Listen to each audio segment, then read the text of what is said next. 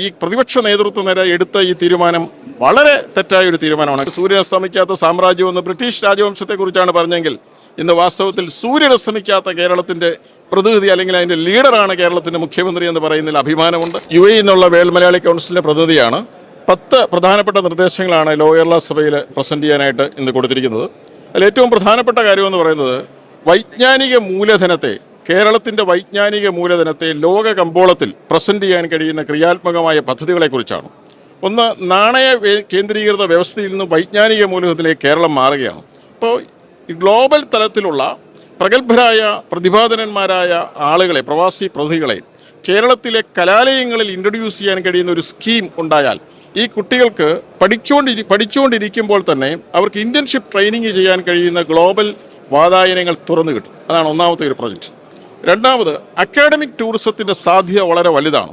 നമ്മുടെ കേരളത്തിൻ്റെ തനതായ സാംസ്കാരിക പൈതൃകം വിളിച്ചോതുന്ന കേരള കലാമണ്ഡലം, ആറന്മുള വാസ്തുവിദ്യാ ഗുരുകുലം, അതോടൊപ്പം തന്നെ കേരളത്തിലെ കലാക്ഷേത്ര വിദ്യാപീഠങ്ങൾ, ഇതിനെല്ലാം ഓഫ് ഷോർ ക്യാമ്പസുകൾ ലോ കേരള സഭയുടെ പ്രതിനിധികളെ കോർഡിനേറ്റ് ചെയ്താൽ ലോകത്തിൻ്റെ വിവിധ ഭാഗങ്ങളിൽ തുടങ്ങാൻ കഴിയും. ഇത് സാംസ്കാരിക മേഖലയിലെ ടൂറിസത്തിന് ഒരു പുതിയ ചാലകം തുറക്കുകയാണ്. അതുപോലെ തന്നെ ഞാനൊരു യൂണിവേഴ്സിറ്റിയുടെ ചീഫ് ലൈബ്രറിയനായി 23 വർഷം പ്രവർത്തിച്ച ആളാണ്.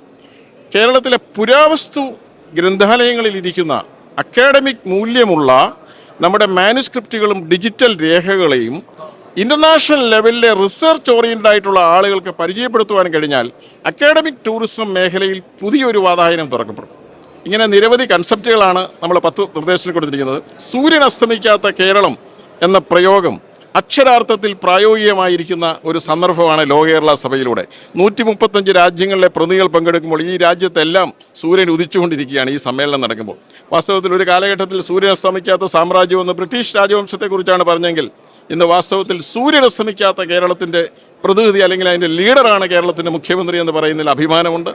തീർച്ചയായിട്ടും ഗവൺമെൻറ് ഇങ്ങനെ നടത്തിയ ഒരു പ്രയോഗം അല്ലെങ്കിൽ ഇങ്ങനെ ഒരു ബോഡി വളരെ സ്വാഗതാർഹമാണ്. നമ്മൾ ഇത്രയും പറയുമ്പോൾ തന്നെ ലോക കേരള സഭയ്ക്ക് വല്ലാത്തൊരു വിമർശനം പ്രതിപക്ഷത്തിൽ നിന്നായാലും ഉണ്ടാവുന്നുണ്ട്. അതിനെ ചേട്ടൻ എങ്ങനെയാണ് നോക്കുന്നത്? അക്ഷരാർത്ഥത്തിൽ കേരളത്തിൻ്റെ പ്രതിപക്ഷ നേതാവും കേരളത്തിലെ മുഴുവൻ കക്ഷി നേതാക്കന്മാരും ഈ ചടങ്ങിൽ പങ്കെടുക്കേണ്ടതായിരുന്നു.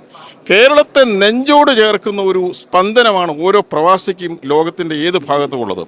അതുകൊണ്ട് ഈ പ്രതിപക്ഷ നേതൃത്വ നിര എടുത്ത ഈ തീരുമാനം വളരെ തെറ്റായ ഒരു തീരുമാനമാണ്. കാരണം കേരളത്തിൻ്റെ എക്കണോമിയെ നിയന്ത്രിക്കുന്ന, കേരളത്തെ സ്നേഹിക്കുന്ന, കേരളത്തിൻ്റെ സ്പന്ദനങ്ങൾ എന്നും കൈമുതലായി കൊണ്ടു നടക്കുന്ന പ്രവാസികൾ ഇവിടെ വരുമ്പോൾ അവരെ ഒന്ന് അഡ്രസ്സ് ചെയ്യാൻ പ്രതിപക്ഷം തയ്യാറാകേണ്ടതായിരുന്നു.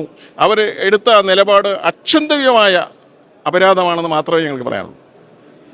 ലോക കേരള സഭ എന്നൊരു ഐഡിയ സർക്കാർ മുന്നോട്ട് വയ്ക്കുമ്പോൾ അതിനോട് എന്താണ് പറയാനുള്ളത്? തീർച്ചയായിട്ടും ഞാൻ പറഞ്ഞല്ലോ, ഇതിൻ്റെ മുന്നോട്ടുള്ള തലങ്ങളെന്ന് പറയുന്നത് വളരെ വലുതാണ്.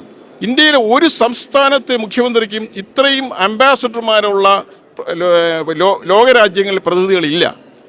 എവിടെ ചെന്നാലും ലോകത്തിൻ്റെ ഭൂമിശാസ്ത്രത്തിൻ്റെ ഏത് അതിർവരമ്പുകൾക്കുള്ളിൽ ചെന്നാലും ഒരു മലയാളിയെ നമുക്ക് കാണാൻ കഴിയും. അതൊരു വലിയ സന്തോഷമല്ലേ?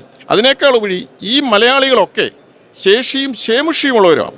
ആ രാജ്യത്തെ ഭരണാധികാരികളുമായി ഏറ്റവും നല്ല ബന്ധം പുലർത്തുന്നവരാണ്, പ്രത്യേകിച്ച് ഗൾഫ് നാടുകളിലെ അറേബ്യൻ സമൂഹം. അപ്പം നമ്മുടെ ഈ ആളുകളുടെ ക്രെഡിബിലിറ്റിയെയും ആളുകളുടെ എക്സ്പീരിയൻസിനെയും കേരളം ഉപയോഗിക്കുകയാണെങ്കിൽ കേരളത്തിന് ഒരുപാട് സാധ്യതകളാണുള്ളത്.